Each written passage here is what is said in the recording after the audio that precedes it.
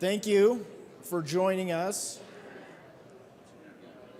I'm really excited about this session. I had circled it on my agenda from the opportunity to hear from Shane, from Steve, and from Christina. And I'm actually going to take the opportunity to get things started with a question.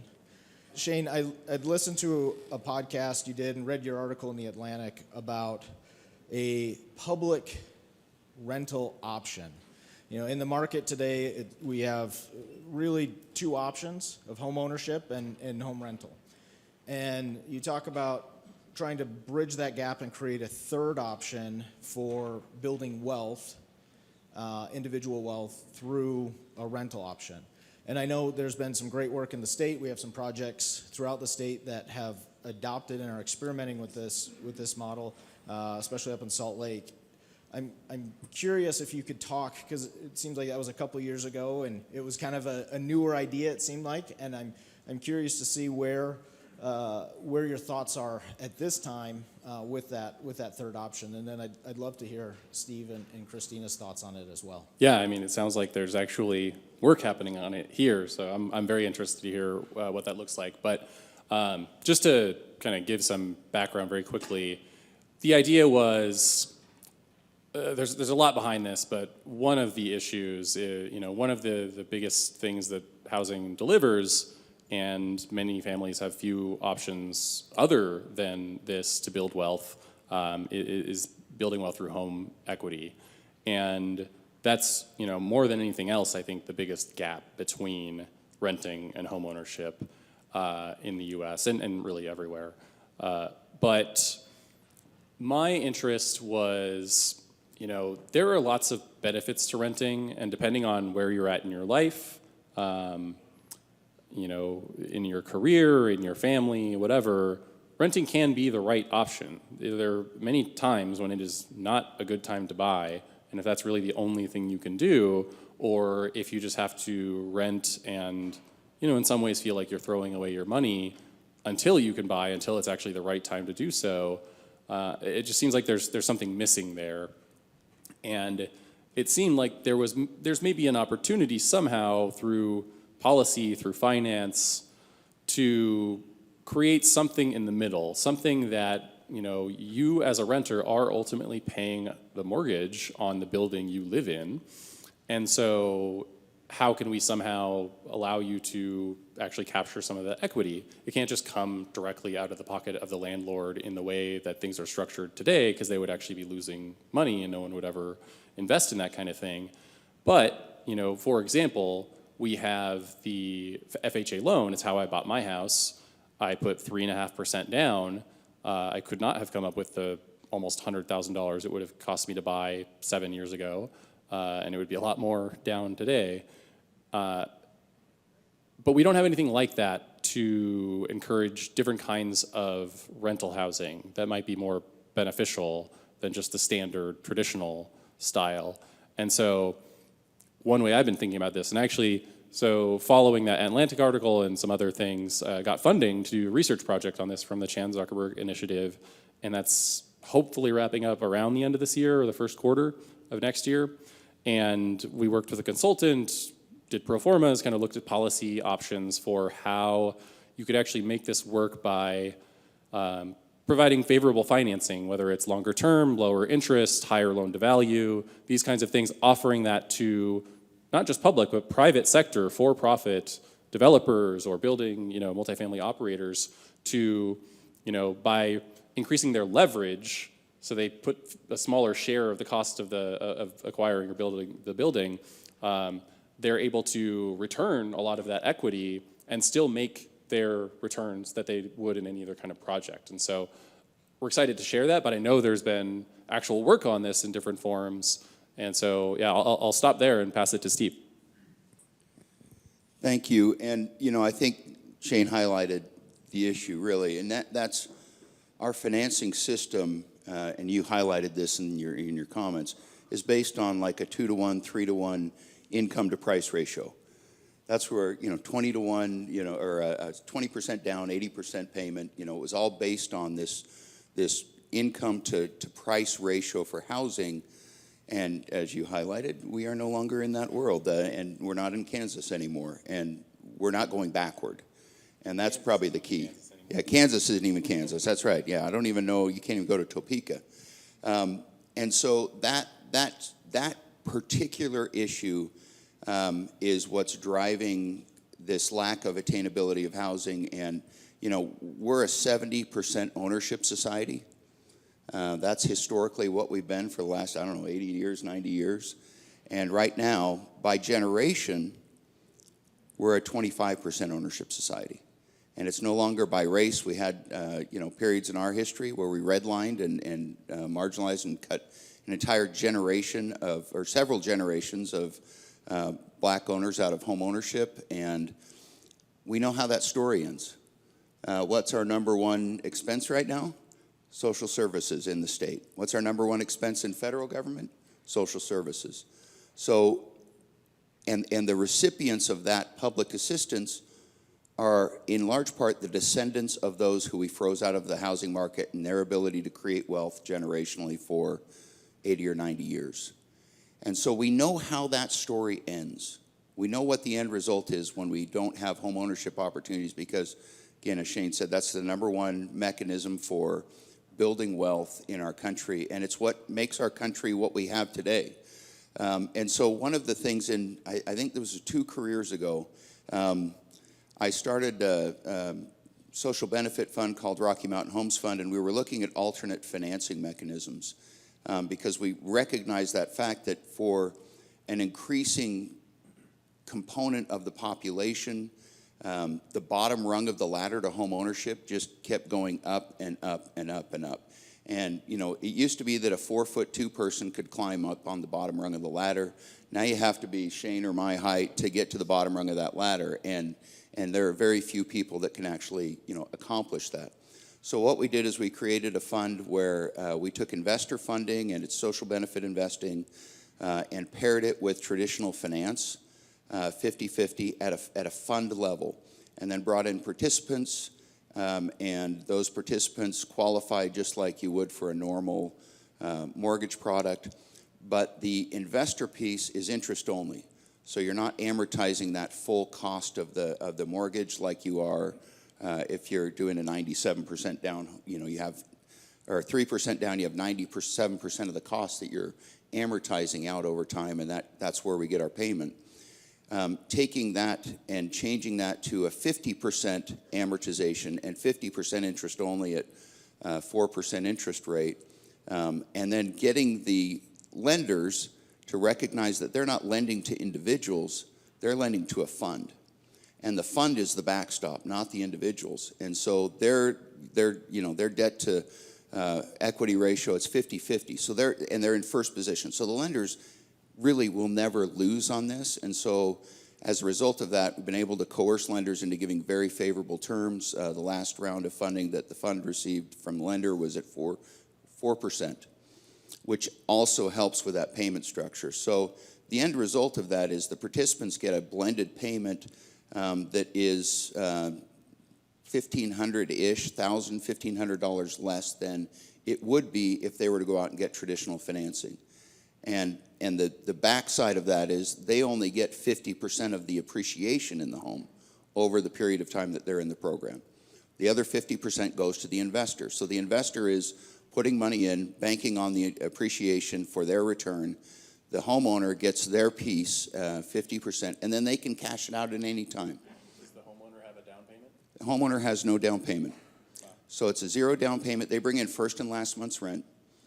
And then the fund also creates an emergency fund for each participant for 6 months, so that if something goes wrong in their life, and it can be a car issue, it could be a health issue, it could be whatever, they've got 6 months of essentially mandated savings. It's their money, but it's in a custodial account, and they have to apply to use it. And that's for a lot of people coming from rental into home ownership, that's a really interesting concept. I think one of the very first participants said, "We want a new fridge. Can we get some of that money?" We said, "Oh, your fridge broke." And they said, "Well, no, it's not broken. We just want a new fridge." And so then there was this opportunity to teach them about savings and planning and, you don't need a new fridge, you want a new fridge. And, so that money can't be spent on a new iPhone or a TV. It has to be a legit emergency. And then they have to refill that bucket over time. So that's the program we developed. Right now it's about a $60 million fund-ish, operating all throughout Utah. We got homes in the program from Logan to St. George. We started with teachers, public school teachers in the Weber School District. And it's given a path to home ownership. And that's the idea, is creating paths to home ownership that otherwise would never, ever exist. And it looks like we've got a question over here. It's called Rocky Mountain Homes Fund, rmhf.net. And there's a short video that kind of shows it from the participant side. It's one of the coolest things I've ever done in my life. Was one of the first families that came in. He was a Home Depot call center worker. She was a choir teacher at a junior high.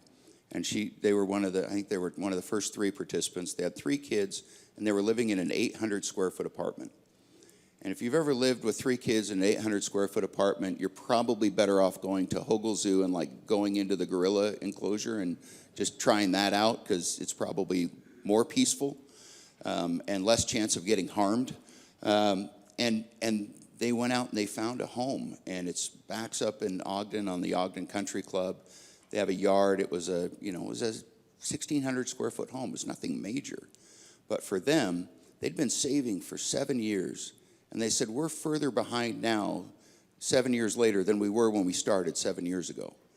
And that ability to have hope in home ownership and create that path for them has changed the trajectory of their lives. We think it'll change the trajectory of their children's lives. They've got housing stability, which again, as we know, is one of the key determinants of social progress and all of the things that we like in our society. So that's been a really fun thing to be a part of. And I gave that up when I came into the governor's office. I gave up all my positions in those organizations so I could focus on this, but that organization is still going on and doing really interesting work. Christina doesn't have anything to add. I will mention the state has done 2 appropriations to that fund through a foundation, so it's a revolving investment for the state to the tune of $8 million. Other investors are Zions Bank, Cache Valley Bank, Intermountain Healthcare, Bank of Utah. I know I'm forgetting some. But it's social benefit investing. They're anticipating the market appreciating, and they'll get their return off of that. And it's a way to create, and I think this is what we have to do as a country, create new financing pathways for people, because otherwise in 30 or 40 or 50 years, we're going to see the outfall of a 20%, 25% home ownership market. We'll have more income stratification, all the bad things that come with that. I do have something to add. I'm definitely not as exciting as he is because I get to do the contracts with this, but some of the cool things that have been happening over the last 3 years since Mr. Waldrip was in the legislature, there have been many programs that have been started, and they're starting to get really a lot of fire behind them and more contributions from philanthropic groups. The Rocky Mountain Homes Fund program, as well as a few others, including some of the things Park City has been doing, they provide revolving equity. So his particular program that he was just illustrating, it's actually a revolving loan. When the legislature passed the $50 million first-time home buyer program, that's a $20,000 loan, up to $20,000 loan, 0 interest, 0 payment until you sell the home. So that's just another avenue to get up to even like 3.5% or 5%. But that fund, as soon as the home gets sold, that goes right back into the revolving loan fund, which is earning interest while it's sitting. So this is an ongoing concern, for a going concern if you're into that vernacular. But these are programs, when these programs are set up, it's not a one-time and done thing. So when we talk about a variety of the programs, I don't think I even run one that's one time and done. They're all revolving loan funds with extremely favorable terms. So, All right, so we have the opportunity of asking additional questions. If you want to go ahead and raise your hand, I can bring the mic over.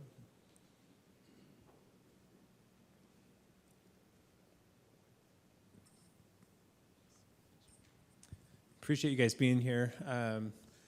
I don't think a lot of us have answers, and I mean it's difficult to find answers to the housing issues. And the presentation this morning was really interesting. One thing that I've been thinking about a lot lately is just the conversation generally about housing, and I'd be interested to know if there's been research done to relate housing demand similar to like traffic demand. I know we all know as planners that the solution to congestion isn't building more lanes of highway, and it's difficult for me to remove that same logic with housing, to where if we build more and more and more and more housing, is that just creating induced demand and that we'll never catch up? So I'd be curious to know if that's... Yeah, I've gotten that question quite a few times, and I'm very familiar with induced demand as a transportation concept, and I'm fully bought in on that being a thing. The very important key distinction here is that usually when you expand a freeway, for example, it doesn't cost anything to use that new space. And so it's the fact that it is free or underpriced that is actually causing the induced demand. There's a lot of latent demand. It's just people are not driving as much as they would like to right now because of congestion. That's another price that you pay. And so if you relieve congestion, now people are going to travel more until that congestion kind of reaches a new equilibrium, and then you're in the same place. Housing, even affordable housing costs money. And for the people who, it's reserved for, it still costs them, a large share of their money, 30% of their income.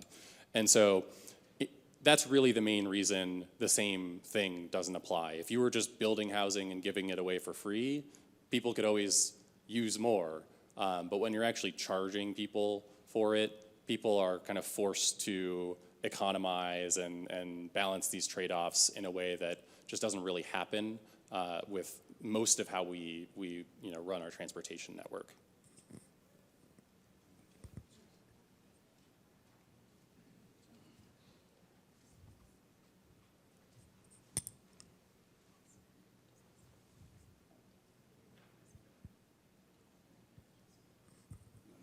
Hi.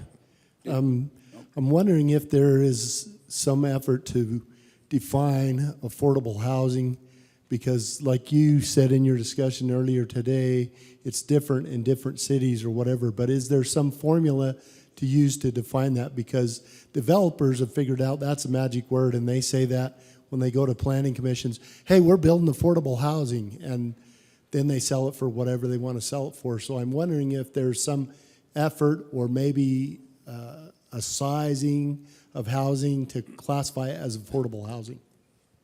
Well, there is a formal definition, which would be, there's capital A affordable housing, as it's sometimes referred to, which is usually deed restricted to a certain, being rented or sold to people below a certain income threshold. If it's low income, it's 80% of area median income. If it's very low income, it's 50%. If it's extremely low income, it's 30% of area median income. And for each of those groups, whichever it's reserved for, you're not supposed to pay more than 30% of your income on that housing.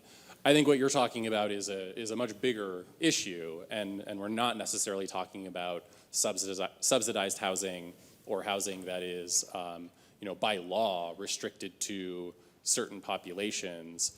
And then it gets a lot more fuzzy. And people, affordable is one word. People will say attainable is another word that I often hear, that kind of thing. I don't think we're going to come to a broad agreement on what that looks like exactly. I think, generally speaking, when we're talking about stuff that is not subsidized, not restricted for certain populations, what we really need to do is find out how we can incentivize the more affordable housing types to be built. Generally speaking, the less housing that we allow overall, the higher the cost of the housing that is built will be. In the same way as like when we slapped a bunch of tariffs on Toyota, or actually limited how many cars they could ship in the 80s, 90s, whatever, they created Lexus. And suddenly we had a bunch of luxury cars coming instead of the more affordable Camrys and Corollas and whatever. So I think that's, there is no real definition for most housing. It's just a matter of what can we do to lower the cost of construction and build enough of it so that it is not so scarce that the price keeps going up and up and up. I'm happy to take a follow-up on that, or if you want to go in a different direction, though. I've got a follow-up. So in Utah, we have several definitions of affordable housing in statute. We have $450,000 for the first-time homebuyers program. We have 80% of the county median home price in another statute. We have, let's see, what else do we have? 80% AMI in federal statute. 60 to 80, depending on, and the challenge is what used to be kind of 80% AMI was sort of the trigger between like market rate and subsidized housing needs. We're now somewhere closer between 100 to 120%, where that's what's required in order to achieve home ownership and affordable home ownership with that definition of 30% of your income.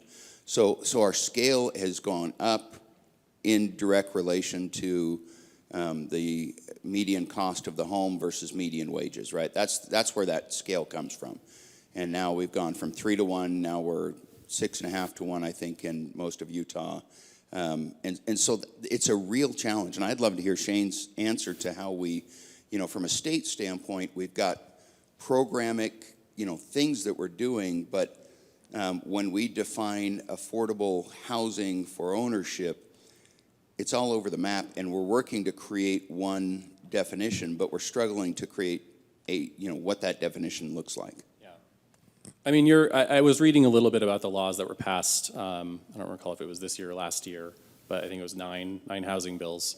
And I recall reading about this specifically, how there's some special financing available for projects that agree to set aside or price a certain share of the units below some level, and that varies by county. And I think that's a smart approach. You wouldn't want the same price across every single jurisdiction, because it just, land prices, there's lots of reasons it costs different amounts to build these homes, and you just can't have them cost exactly the same. And incomes vary from jurisdiction to jurisdiction as well. I think, a lot of this is really, you can, offer special financing, you can offer subsidies, and try to get very specific targeted kinds of housing. That's very important for kind of low income and below, people at the 80%, 60%, 50% AMI, area median income level. If you're just trying to have broad affordability, I really think it is you need the zoning that's going to make it possible to build at lower cost, things like minimum lot size reform, so every single household does not have to buy 10,000 square feet of land as just the starting bid for home ownership. A lot of people, might not be what you would want or many people would want, but I promise you, because everywhere that's done it, these things sell like hotcakes. If you make it possible to build a home on a 2,000 square foot lot, and it costs, it's still 2,000 square feet home, and it costs $350,000 instead of $450,000 or $500,000, every one of those is going to sell very, very quickly. And so actually just allowing those kinds of things to happen is a really important starting point. And, minimum lot size reform is part of it, broader zoning issues, parking, setbacks, building code is something that I didn't get to talk about in the keynote, but is something I think is getting a lot of attention in the last few years as progress has been made on zoning in many places. Now we're realizing, as we've always known, zoning is sort of the first hurdle that a lot of developers who want to build more affordable homes run into. But then, you have to worry about labor supply, you have to worry about building codes that are just, much more expensive for multifamily housing, all else equal. So there's, efforts to remove the double stair requirement, which causes really poor design and adds costs for no apparent safety benefit. There's the fact that elevators in the US are 3 times larger than they are in Europe because firefighters want to be able to fit a stretcher lying down in the elevator, even though it's possible to just tilt them up. And that discourages elevator projects in general, and even multi-level projects end up not having elevators, which is bad for accessibility. There's the fact that there's a whole different building code for anything that's 3 units or above. Only townhomes, duplexes, and single-family homes can be built to the residential code, which is 20% cheaper per square foot than the international building code. And that's not actually necessary in all cases. So there's lots of things like that that cities can tackle. None of them is easy, but they all do contribute. A couple of the questions were revolving around actual data in the state. So hopefully you're all familiar with the Kemsey Gardner Policy Institute's housing dashboard. That was our first attempt. That's a partnership between the state and, of course, Kemsey Gardner Policy Institute. So the original data that you can look at right now, it's still based on 2022. We're going to be updating that with 2023 material. I know it's a little bit delayed, but it's not as bad as the census. And we are going to be taking that and providing, in fact, I'm such a nerd. I love spreadsheets. So I've already taken material from there. And we've got a work group together to give you, the cities, more specific analyses on your housing type, housing product.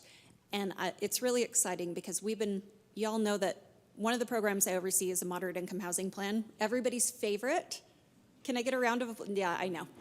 And if you if you aren't aware, I was a community development director, and for 3 years, the first 3 years of the moderate income housing plan, I actually filled out that report, and I was really excited to do it every time. It was modified when former Representative Waldrip passed HB 462. It made it a little bit more concrete. You'll remember the implementation strategies, and now we're getting the reports and reviewing them. They're still very narrative heavy. And the data that we've been able to provide with the KEMC dashboard as it stands right now has been underutilized, but also we need to provide just a little bit more information for you. So for example, a lot of the nebulousness in the 80% AMI and below, municipalities and planners are saying, what does that even mean? Like, what am I trying to accomplish? We're going to try and give more information to you and your councils so that you'll know really, like, do I really need to be putting all of our eggs in the basket of 80% apartments, which is dang near market? You're going to have data, I hope, that will show, and we have funding for this, so this is a really good thing, that will show, well, what is the demographic? Provided your specific, only for cities of 5,000 or more, provided your specific growth trends, and the projections are also created for the state through the KEMC Gardner Policy Institute. So we have that information. We have building permit information. We've procured private information. And we're going to look at providing you what specific category do you need to focus on. And I'm not going to lie. Honestly, 30%, 40% and below is going to be bright red in every single location. That gets us back to more policy discussions. In calendar year 2025, we're going to be having a lot of really robust discussion in the creation of the governor's housing plan in combination with some legislative work. There was a housing policy audit or housing audit that came out in 2023. We're working very closely with them as well, with the auditors and other political subdivision committees to refine what not only the strategic use of financial tools in the state, continuing to look at zoning, building regulations in general. Health, safety, and welfare is always a top priority. That's me, because I've been in the role with you guys, and that's really important, right? We don't want our folks to have unsafe housing. And it's exciting, but we're at the cusp of this, and historically, I think people have been a little burnt out by the moderate income housing plan, would be the best way to put it. And we're hoping to rethink what we're asking municipalities to provide to us. It's actually quantitative and will tell a better story rather than the exercise that we're going through now. That doesn't mean you shouldn't do the exercise. You have to. You're going to see some changes this year, I anticipate. but know that there's a broader vision, and the vision includes supporting you more than we have been able to in the past. And I think if you take two things away from Christina's comments, number one, I helped you. That's number one. Write that down. Steve helped you.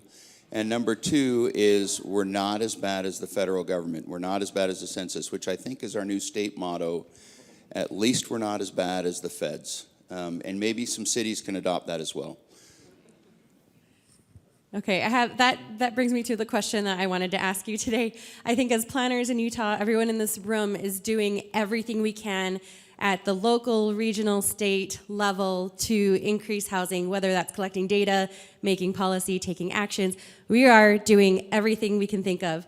APA, I was recently in DC about 3 weeks ago for a housing forum and met with our congressional offices there to talk about housing. And the biggest question I was asked is, what is the federal's role for housing and housing reform and policy making?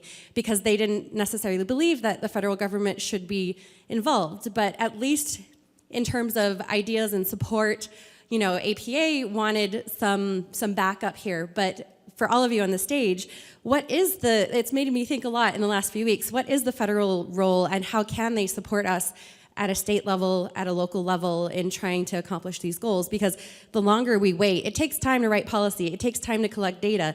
It's only going to get worse before we can do anything about it. So what is their role in supporting us? I'll give my very short opinion, and Shane and Christina. The federal government plays a critical role in subsidized housing. We wouldn't do subsidized housing without subsidies. And those subsidies are a socialized cost. We all chip into those subsidies when we pay our taxes every year. And the state also has, a role in creating some of those subsidies. Again, we're socializing the cost for those who are in the greatest need among us. And that's one of our ethics. That's one of our nation's founding principles, is we care for those who are less fortunate than we are. And that's the way that we've chosen to do that. I think there would be some who would say, let's do it all through private organizations and charitable organizations. And I think we're too big, we're past that now. And so the federal government really plays a key role in aligning those subsidies with good policy. And that's a good spot for them. National issues like insurance, is something I think also the feds can look at. Between the financing tools they have, that's another thing that they control the financing market nationwide. Whether we like to admit it or not, they own the financing market through their, through the Fannie Mae and Ginnie Mae and Freddie Mac. And if you look at the balance sheets of those entities in 2019 to 2021, they went from a few $100 million to several trillion. And so they really are supporting our ability to do lending in the country. So that's my opinion, is that there is an appropriate role for the federal government to play. We don't want them coming in and telling us, here's all of the things you need to do, because, the same way that the state will screw that up in each city, the feds will screw that up in each state. Yeah, I'm not even sure that the federal government has the legal authority to change zoning in a city. Those are powers that are pretty clearly devolved to the states. The states have the authority, cities exist at the leisure of states at the end of the day. And so they do have the authority to, disincorporate a city if they want, certainly to mandate certain zoning rules and things of that nature. The federal government, I agree, I think its main role is providing subsidies. I think they could certainly do more on that. I think they could also do things to improve reduce the complexity of a lot of these programs, so we're actually getting more from them and it's not so hard to make use of them. Financing is, kind of related to that. As we talked about, we have the FHA loan and things of that nature. Even the standard, the traditional 30-year, 20% down payment, fixed rate, amortizing mortgage, no prepayment penalty, that would not exist if not for the federal government. It only exists because those types of loans are insured. They're guaranteed by the federal government. Prior to those kinds of guarantees, mortgages tended to be, 50% of the value, and you had to come up with the other half, and it would be a 10-year term instead of a 30-year, and that just very sharply limited who could buy a home. So I think there are opportunities, as we've already talked about, to expand the kinds of financing that are available and for different kinds of projects, where it's not just subsidizing, but just loaning out money. Because one really important distinguishing factor of the federal government is it can run deficits year to year. So it can really lend an infinite amount of money if it wants to, and if it's coming back, it's not even really that big a deal. States just can't do that. Cities can't do that, and they don't have anywhere near the resources to lend out a bunch of money anyway. So it really is only the federal government that can do that, or can, through policy, make it possible for the private sector to do that. The last thing I'll say, because it's two things, I think there's ways to incentivize different behaviors at the local level. 100 years ago, the federal government had the model zoning laws. I forget exactly the name of this, but they're kind of responsible for all the zoning laws that exist in cities today.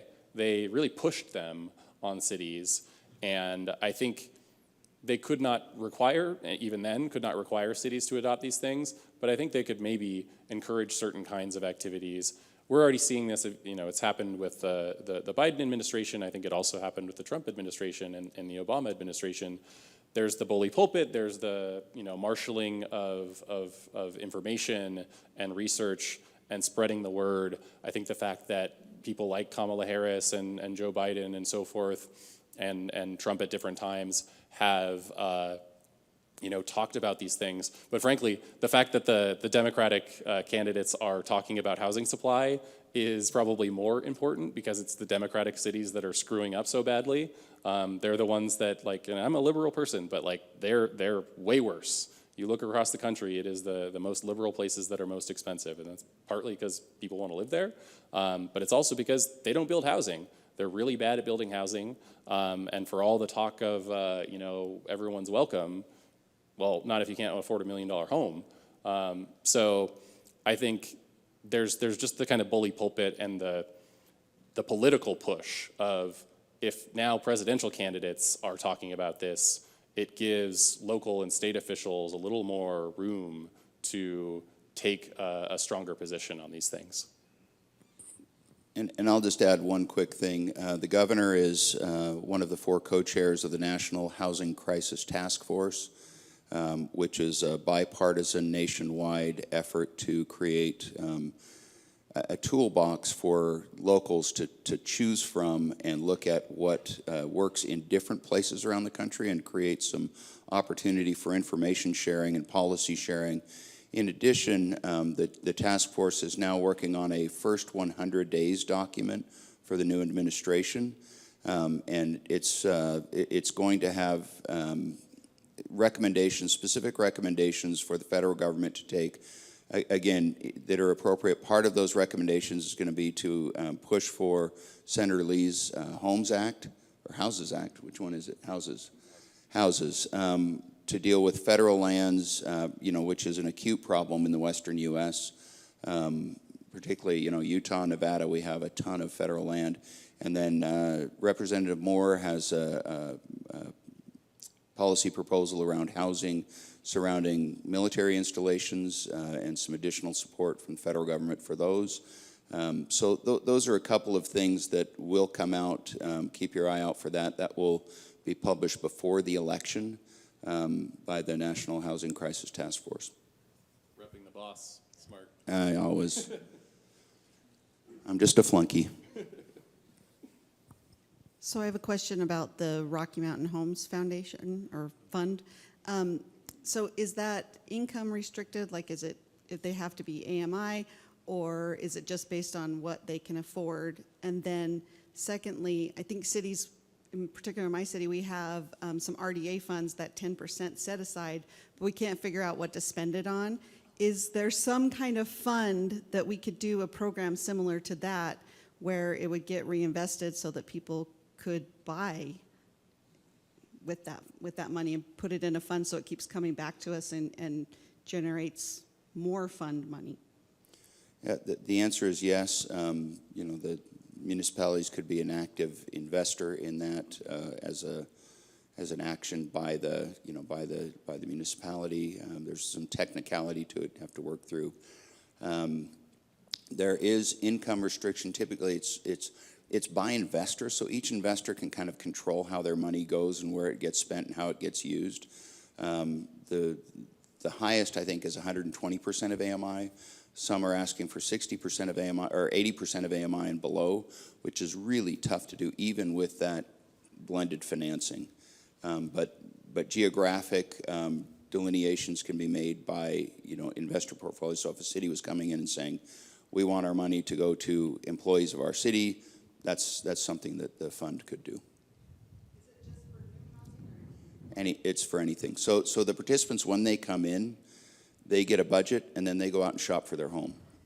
So they behave like a traditional home buyer, which helps them to feel the engagement and the ownership and the, you know, feel that long-term benefit, which is, we couldn't find that anywhere else in any other program. Most of the rent-to-own programs, you know, have kind of a carpet that the kind of pull the rug out at any time, and so they got in.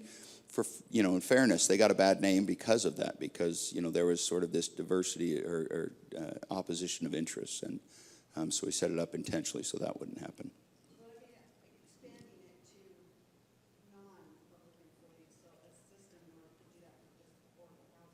Yeah, we can talk offline about that, but yeah, there's options there.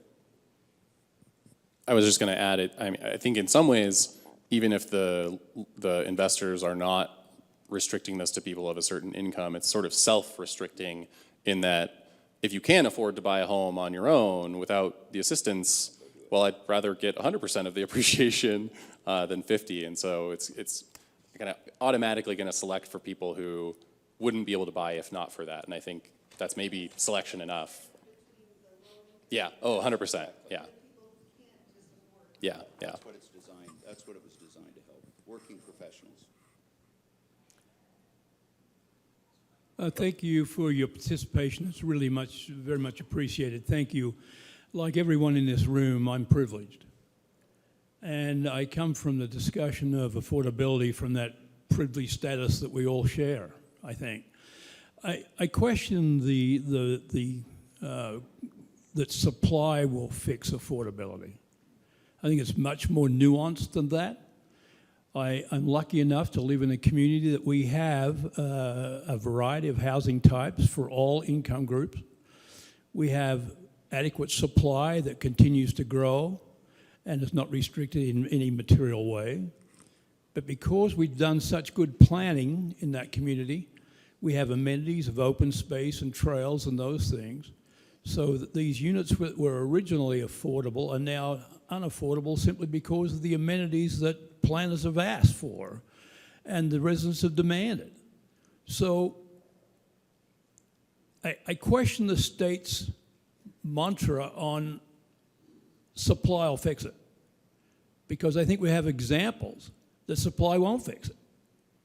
And so I'm sorry to rock the boat, Steve, but I think we've got to get a little bit more sophisticated than simply saying we're going to take over all federal land and build homes. I don't think that'll solve it at all. I have things I like to say, but I'll let you respond first. It's asking me. Yeah.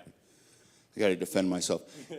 and you're absolutely right. It's if there was a silver bullet for housing, we would all say, let's just do this one thing. And I think part of the challenge is messaging around this, and how do you create momentum around something as complex as the housing market? And so, you know, the governor chose 35,000 starter homes.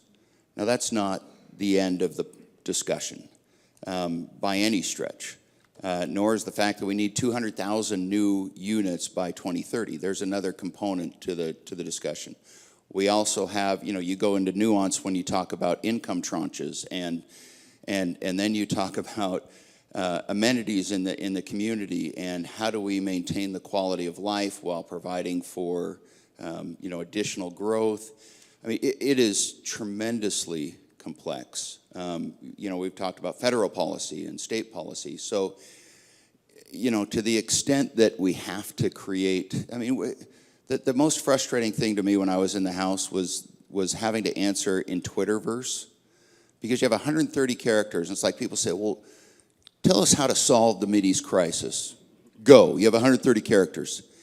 And that just drives me nuts, because then you get these really simplistic, overly simplistic, you know, not thoughtless, but just simplistic answers. And the reality is the nuance is in all of the layers underneath that. So I appreciate your feedback and comment.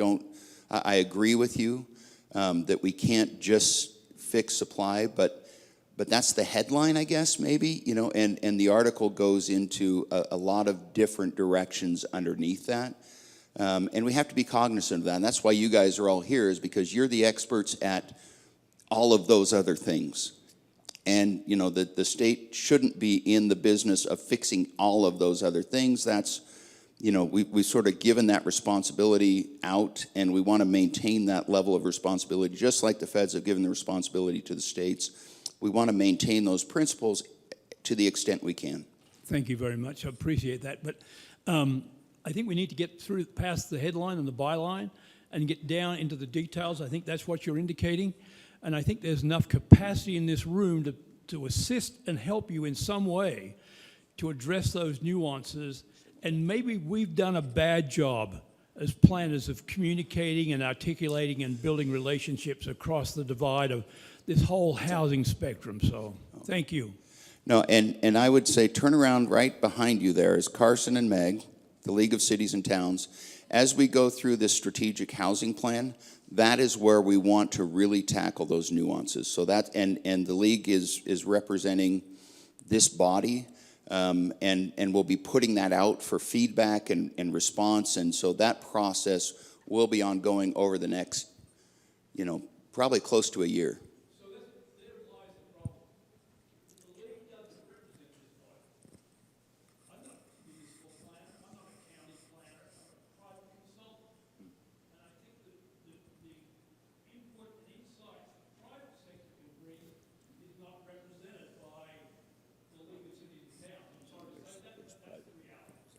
Yeah, so I just, and I know we want to get all of the questions, so we can talk about this after, but the private market is engaged.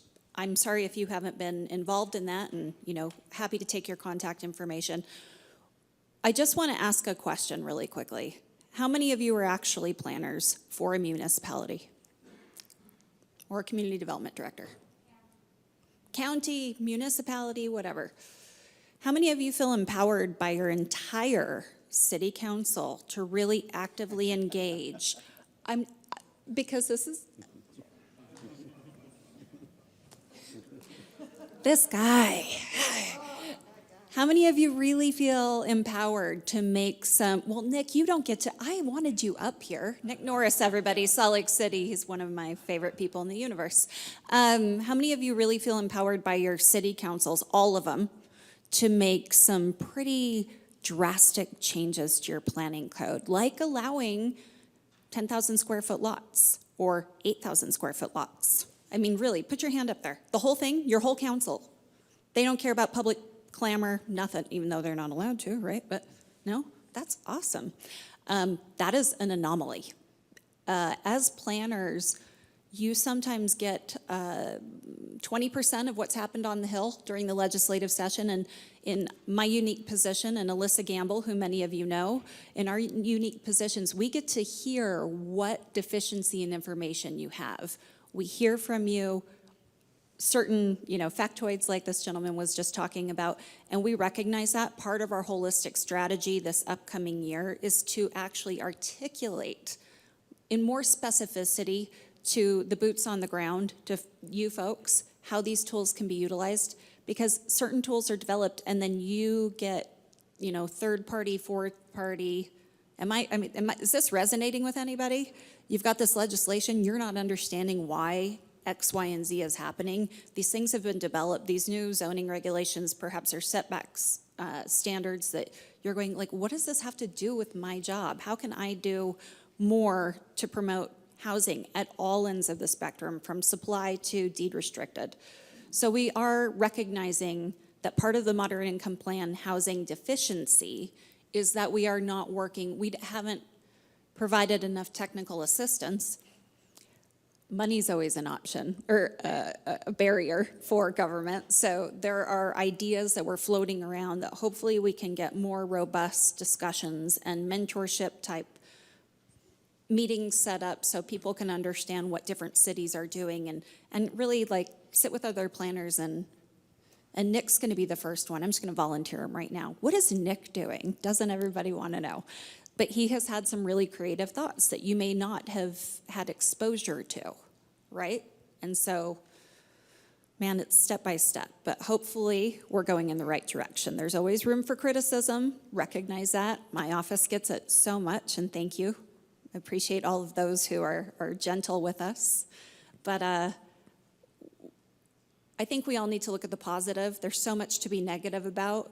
The state, the legislature, the governor, you all, we're all trying to make things better.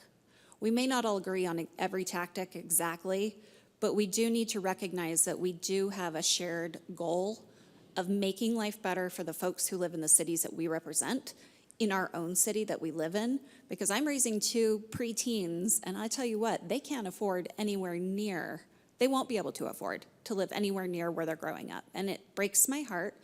And if we can continue to think about what's the true goal and put all of our frustration with legislative changes and things aside and actually get down to the core, well, what can I make work with what was passed? I can't control what has happened, but I can change my frame of mind and actually work toward a solution, provided the tools that I've either been instructed to utilize or that another city has created that would be a really good benefit to your municipality. I'm glasses half full. I'm gonna,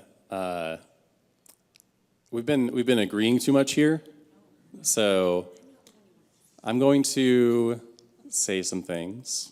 Well, first, I do agree with the gentleman and his point about, supply. It's not just supply, and supply is not simple. I will take your word for it that your city is it's a breeze to build housing, and you're building plenty.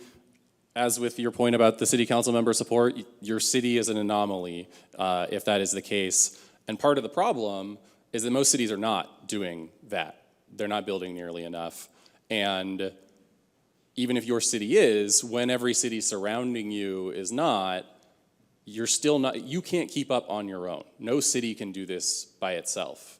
And because of that, and because there are so many cities that have expressed, frankly, no interest in solving these problems, they're perfectly fine with the way things are and the way things are going.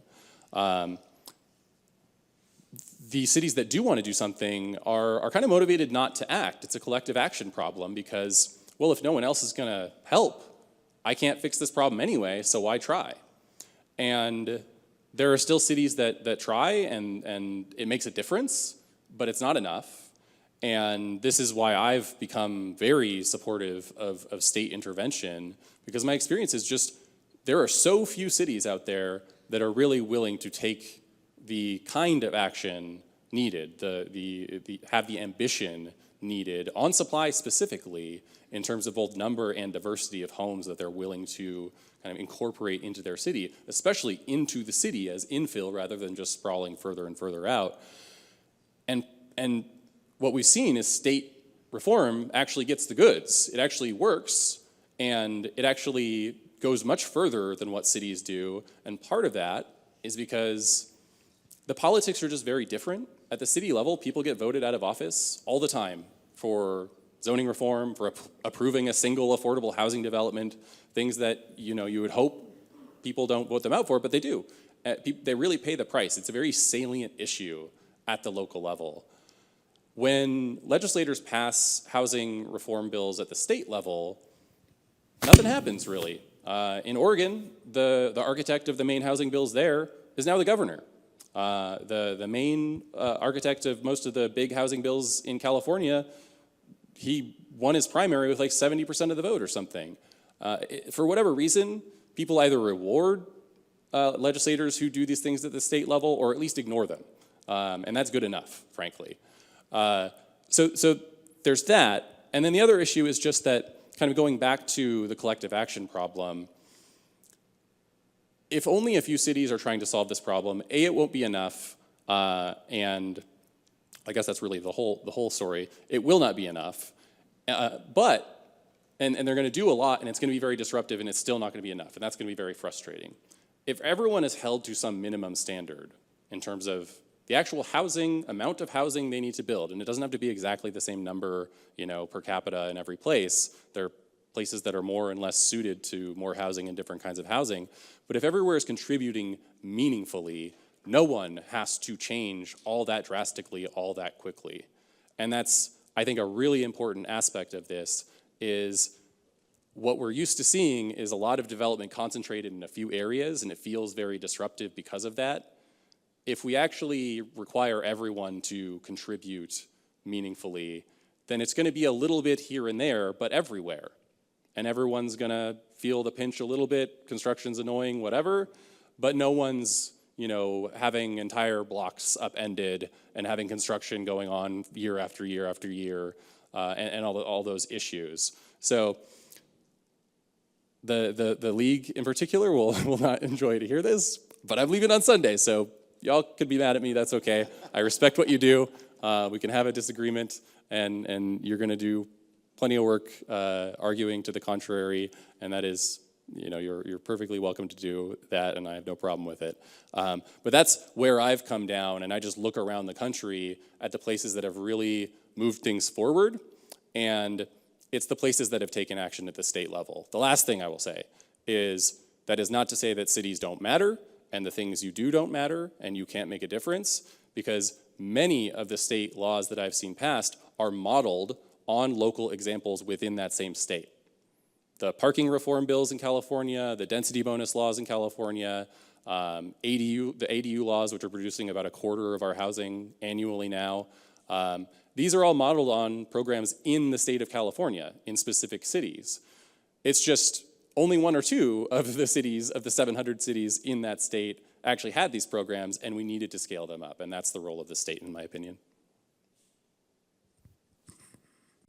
All right. Well, thank you very Sorry much. for the rant. It was excellent. It was great. I know there were some additional questions.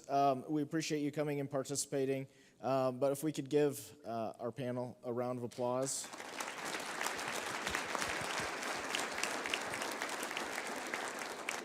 So APA Utah is looking forward to becoming a stronger partner and more involved in these conversations as we move forward. And so thank you for your interest and showing your interest and expressing your interest in this topic today. Thank you.